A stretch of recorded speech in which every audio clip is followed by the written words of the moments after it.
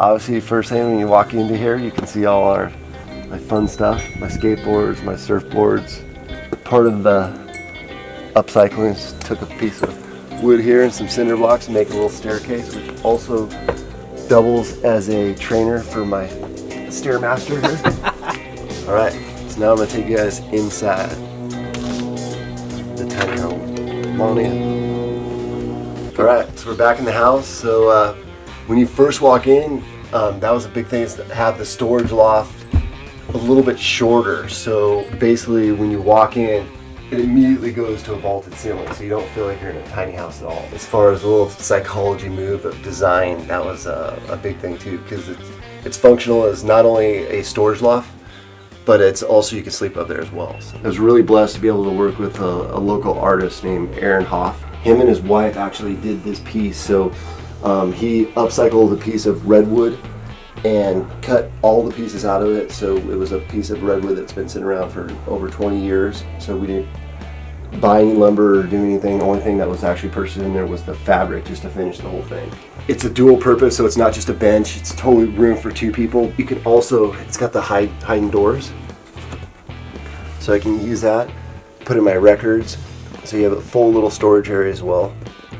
And then the other piece over here, which is super cool, is a little bit different. And so Aaron did the trapdoor opening this way, which is super cool. And so I'll take out pillows and sleeping bags for when people come over. They got a place to, got everything right there and easy access. So I was telling you guys about the whole thing about everything has to be super functional in the house and have dual purpose, but then also I was thinking it has to have a third purpose. So this piece right here can actually, and because that was another thing too, Aaron was smart enough to do this out of redwood, so it's light enough. Like, obviously this looks like I shouldn't be able to lift it. I'm not just freaking super strong. I don't hit the gym much at all.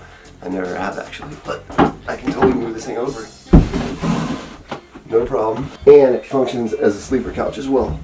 When you put it together like this too, it also functions as a pretty cool showroom. So your retailers can sit down or distributors can sit down, be super comfortable, and go through the line and check out all the new boards and graphics and all that good stuff. And which, on that note, if you guys are in the area, you should check out our 2-story mezzanine office in Auburn, California. Doors are always open. Grab some free stickers.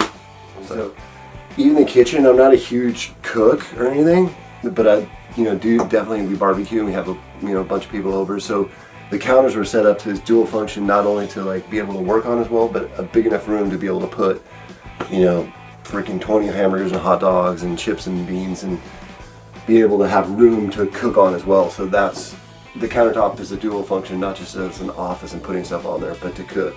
And had I did the little bit larger sink and have the gooseneck faucet, so I spent a little bit extra on that to kind of get fancy. So that was one of the little bells and whistles I put on this thing, so I felt it deserved it. So, and went with a little bit darker countertop so it doesn't show all the dirt that's on there right now. Just kidding, it's super clean.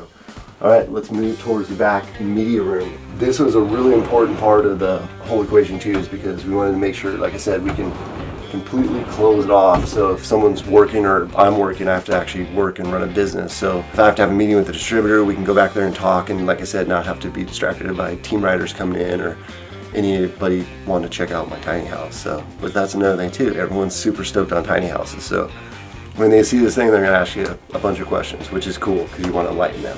All right, so let's go to the media room. Pocket door, so basically just super easy to open. Walk in. And I don't have the desk in, but I'll have a drop-down desk over there. And then I'll have everything that's hanging here will be on a little hook rack system going around as well. So it's not quite done, but you can kind of see it's its own room, and you could put a bed in here if you wanted to, but I'm using it as a media room, so it'll be more of office, design, marketing, and editing film and photos. So we can't put a standing bed, but like I said, someone can sleep in here no problem. We got the bathroom. We got my little ocean motif in the bathroom as well. So as you can see, it's cedar all the way through, but I wanted to kind of balance it out with a little bit of ocean, so it wasn't just total woodsy. So it's a little bit of everything. So you got your sink with a mirror, a little cabinet, I went with the regular toilet, not the compost. So pretty simple, straightforward. You even get a ceiling fan, part of the package. And the track lighting in both places as well kind of really lights up the place without blinding you or taking up room on the floor. The loft has the extra 2 feet, so there's plenty of room up there. Give you guys a little rundown. As you can see, I didn't duck my head at all. So yeah, that was a big thing, like I said, not to be coming up here and cramped and feel like I was squashed, and so I could totally move around. I got windows all the way around, so that was a key thing too as well.